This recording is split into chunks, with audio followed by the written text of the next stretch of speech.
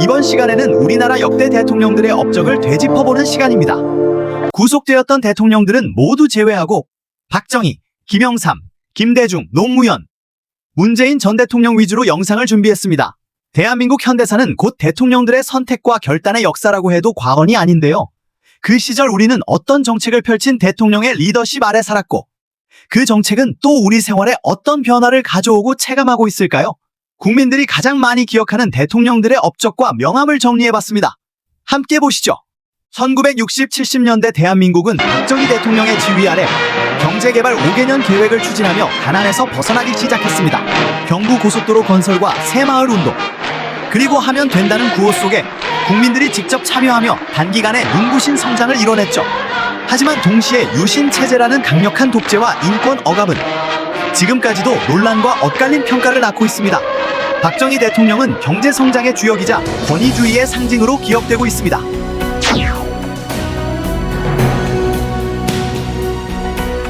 수출 100억 불 고지 점령. 대한민국은 그 순간 세계의 주목을 받습니다.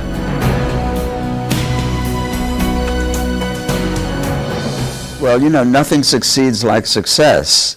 The Korean economy has been a successful one. It's had The long-term goal was always economic growth as opposed to simply taking and helping a patron, if you will. And so I think that's one of the unique differences. And it's a very difficult line to walk, I think, but it's one that it seems Korea has, in hindsight, done well. 김영삼 대통령은 개혁 대통령으로 불립니다. 오후 2시 10분 군사정권의 상징이던 하나회를 전격 해체하며 군부의 정치 개입을 근절했고 금융실명제를 단행해 부정부패를 막았습니다. 또 OECD 가입으로 한국을 선진국 반열에 올려놓았습니다. 그러나 무리한 금융자유화 정책과 경제관리 부실은 1997년 IMF 외환위기의 주요 원인으로 지목되기도 합니다. 따라서 김영삼 대통령은 개혁의 상징이자 IMF라는 아픔과 책임을 동시에 안은 대통령으로 평가되고 있습니다. 그러면 자기 돈 노출되니까. 하지만 각종 금융비리와 부패 사건에 분노해 있던 다수의 국민들은 금융실명제 시행을 적극 반겼습니다. 검은 돈이 없어진다는 거가 더 아주 기쁠 뿐이에요. 오늘 첫 소식입니다. 김영삼 대통령은 오늘 이번 군 정기 인사에서 진급하거나 보직 변경이 된 군 고위 인사들로부터 신고를 받은 뒤에 이제 우리 군의 사조직 문제는 완전히 말끔히 정리됐다고 강조했습니다. 직책을 성실히 수행할 것을 국민 앞에 엄숙히 선서합니다. 나는 오늘 이 자리에서 국군의 명예와 영광을 되찾아 주는 일에 앞장설 것을 다짐하는 바입니다. 김영삼 대통령은 이날 축사에서 잘못된 것 다시 제자리로 돌려놓아야 한다며 사실상 하나의 숙청을 예고했다. 김진영 육군참모총장과 서완수 기무사령관이 오늘 전격적으로 경질됐습니다. 오늘 전격적으로 이뤄진 육군참모총장과 기무사령관의 경질은 김 대통령이 벌이는 군부개혁과 길들이기의 첫 단계로 분석됩니다. 현직 한화의 최고 핵심 인사 2명을 단숨에 경질하며 한화의 숙청에 서막을 열었다. 정부는 오늘 육군 수도방위사령관 안병호 중장과 특전사령관 김형선 중장을 전격 보직 해임하고 전임 두 사령관은 보직 대기 상태로 앞으로 보직이 결정될 것이라고 국방부 측은 밝혔습니다. 기무사와 함께 실세 3사로 통하는 수도방위사와 특전사 사령관도 전격 해임되자 군 내부도 동요했다. 두 사령관이 해임된 바로 그날 한화의 명단 140여 명이 적힌 문서가 서울 동빙고동 군인 아파트에 살포된 사건이 일어났다. 육사 출신 일부 장교들의 사조직인 한화회 회원 134명의 명단을 적은 유인물이 지난 2일 서울 용산구 동빙고동 군인 아파트 단지 내에 살포된 데 이어서 복사 명단이 군내에 대량으로 나돌고 있어 군 수사기관이 살포한 사람과 명단의 사실 여부를 확인하기 위한 수사에 나섰습니다.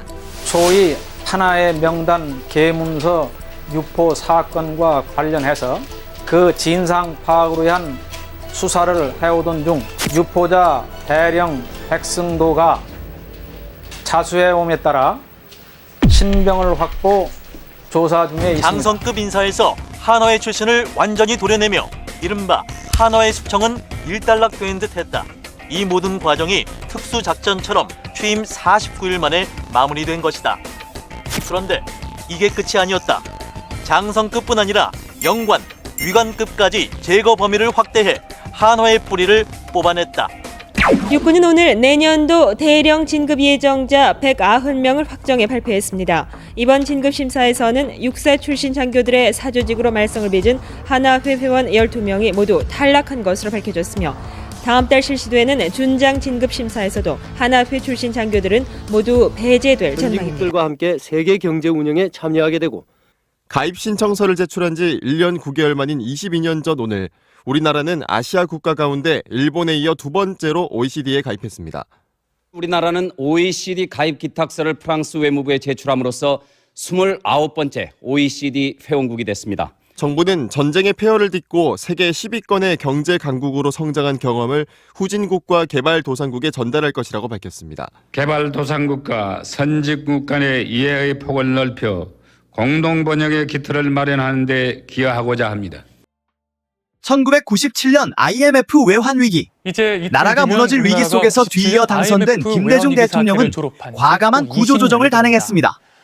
금모으기 운동에 국민이 자발적으로 참여하며 대한민국은 빠르게 위기를 극복할 수 있었죠.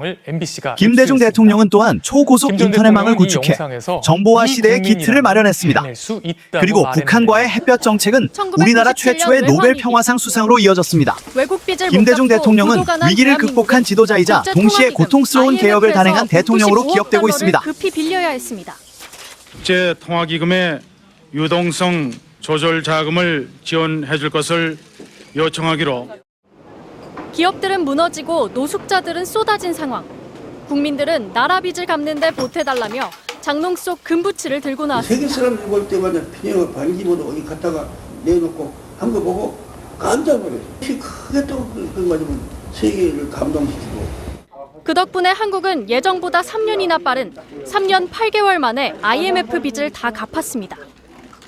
국민하고 지도자가 하나가 되어서 극복했다고 생각해요. 그런데 너무 쉽게 극복했기 때문에 국민들이 그것이 얼마나 엄청난 일이고 얼마나 말하자면 힘든 일이었다는 것을 모르고 있습니다. 국난 극복의 동력은 양보와 타협. 노조와 기업, 정부는 구조조정의 고통을 함께 나누기로 손을 잡았습니다. 협력의 미학이랄까 이런 것에 대해서 익숙하지 않아가지고 그런 일을 시작했다는 것은 세계적으로도 드문 일이거든요. 김 전 대통령은 정치인들도 화합했다고 회고합니다. 초대 대미장 맞았던 이규상, 또 이원재, 진짜 자민련 사람. 근데 내가 아무 그냥 끌지 못해 그분들 완전히 내 사람으로서 이해해서 그분들도 정성을 다해서 도와줘요. 자율주행 자동차부터 챗 GPT까지 인공지능은 이제 우리 삶 속에서 때려야 뗄 수 없는 존재가 됐는데요. DJ 탄생 100년을 맞아 열린 평화 페스티벌 이틀자에는 AI 시대 김대중 전 대통령의 IT 정책을 재조명하는 학술 강연 등 다양한 행사가 이어졌습니다. 김규희 기자입니다. 2022년 11월 오픈 AI가 개발한 대화형 인공지능 챗봇 챗 GPT가 공개됐습니다. 일상부터 자율주행 자동차, 신약 개발까지 AI가 활약하는 분야가 늘면서 AI는 새로운 패러다임으로 자리 잡았습니다. 이미 IT 강국으로 인정받은 한국이 AI 시대에도 주목받고 있는 것은 DJ가 펼친 첨단 산업 정책으로부터 시작됐다는 평가가 나옵니다.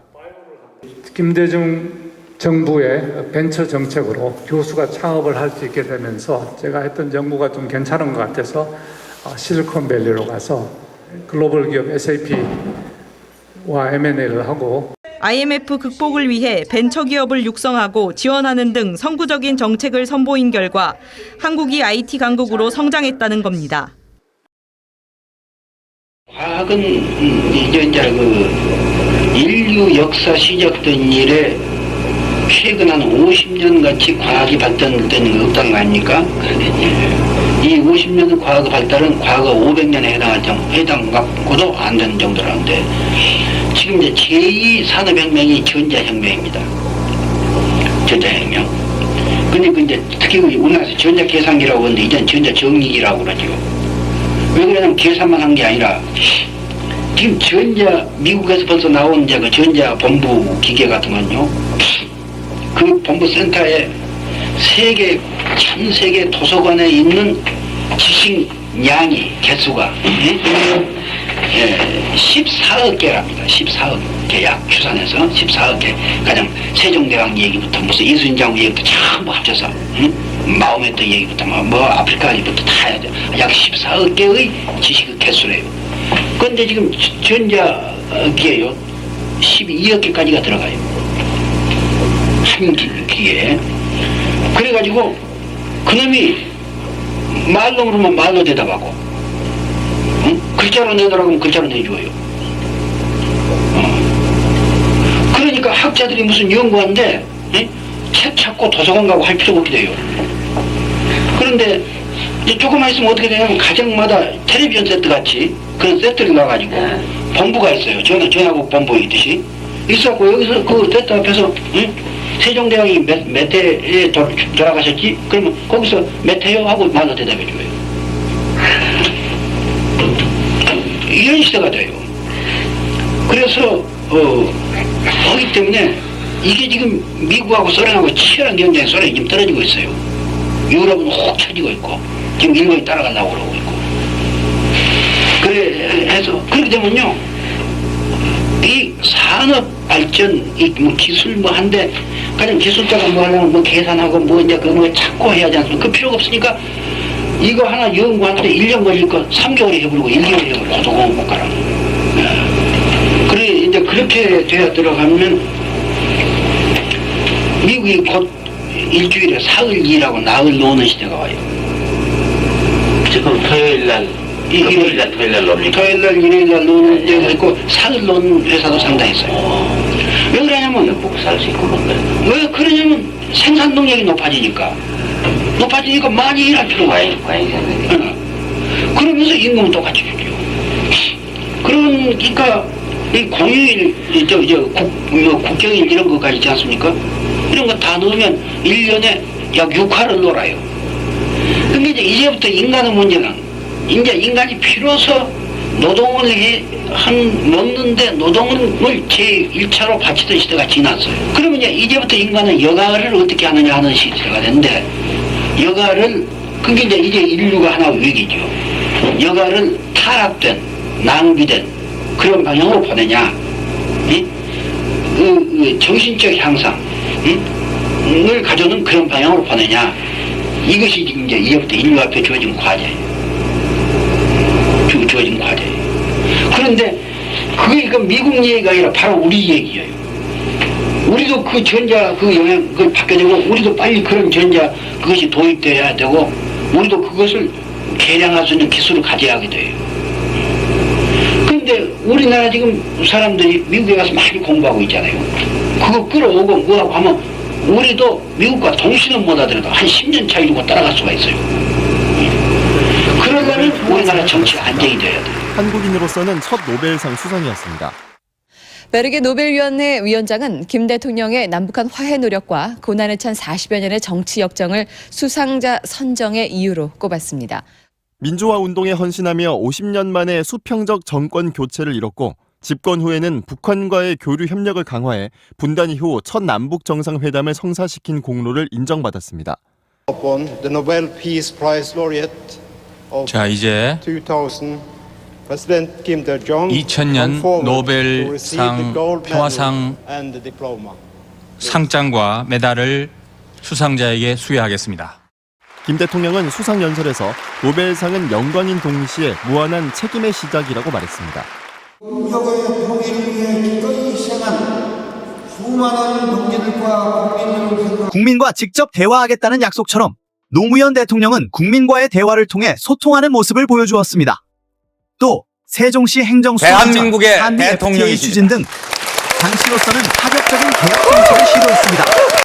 하지만 부동산 정책 실패와 탄핵 사태 등으로 큰 논란을 겪기도 했습니다. 노무현 대통령은 서민적이고 소통하는 지도자이자 동시에 극심한 정치적 갈등 속 대통령으로 남아 있습니다. 네, 순발력 테스트를 해도 되겠습니까? 양해하신다면. 여기 나왔으니까 네. 여기 법을 따르겠습니다. 네, 감사합니다. 양극화 해소의 비법은요? 저와 여러분이 안 되겠는데요. 모두 함께 풀어봅시다. 요. 수도권 집중 억제와 낙후된 지역 경제의 근본적 해결을 위해서 충청권의 행정수도를 건설해서 청와대와 중앙부처를 옮기도록 하겠습니다. 노무현 대통령은 후보 때 공약했던 대로 세종에 새로운 행정수도 건설을 추진했습니다. 한미 FTA는 2006년 노무현 대통령이 신년 연설에서 협상 의지를 밝히고 1년여 뒤 전격 타결됐습니다. 협상에서 체결까지 우여곡절을 겪었던 한미 FTA 자유무역 협정이 오늘로 발효된 지 10년을 맞았습니다. 우리는 대미 무역 흑자를 10년 내리 유지 중이고 미국은 한국 기업의 최대 해외 투자처가 됐습니다. FTA 발효 첫 해인 2012년 1,018억 달러였던 양국 간의 무역 규모는 지난해 1,691억 달러로 66%쯤 증가했습니다. 숱한 우여곡절 끝에 2012년 마침내 발효됐습니다. 그로부터 10년 상황은 어떨까? 대미 수출은 2012년 585억 달러에서 959억 달러로 61% 늘었고 수입은 433억 달러에서 732억 달러로 69% 증가했습니다. 같은 기간 세계 전체 무역 규모는 18% 증가하는 데 그쳐 한미 교역이 FTA를 계기로 더 가파르게 증가한 것입니다. 무역 수지는 10년 내내 흑자로 2012년 152억 달러에서 지난해 227억 달러로 불어났습니다. 문재인 대통령은 코로나19라는 전례 없는 위기 속에서 방역 체계를 세계적으로 인정받게 했습니다. 또 남북 정상회담을 통해 한반도 평화의 가능성을 열기도 했죠. 하지만 부동산 가격 폭등은 국민 생활에 큰 타격을 주었고 뼈아픈 비판으로 남았습니다. 결국 문재인 대통령은 위기 속 안정된 리더십을 보여줬지만 촛불 개혁을 완성하지 못한 채 윤석열 정권을 탄생시킨 대통령으로 평가되고 있습니다. 네, 김정은 위원장의 모습이 나왔습니다. TBS와 함께 지켜보고 계십니다. 천천히 걸어 나오고 있고, 자 이제 두 정상 간의 거리는 불과 5m입니다. 웃으면서 다가오고 있습니다. 이건 박수 한번 쳐야 되는 거 아니에요? 네.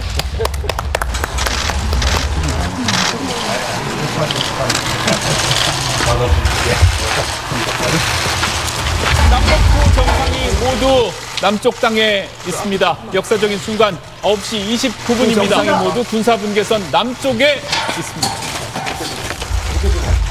남측 보고 다시 인사를 하고 있고요. 친애하는 국민 여러분, 국정은 마비되고 국민들의 한숨은 늘어나고 있습니다. 비상계엄을 선포합니다. 저를 믿어주십시오.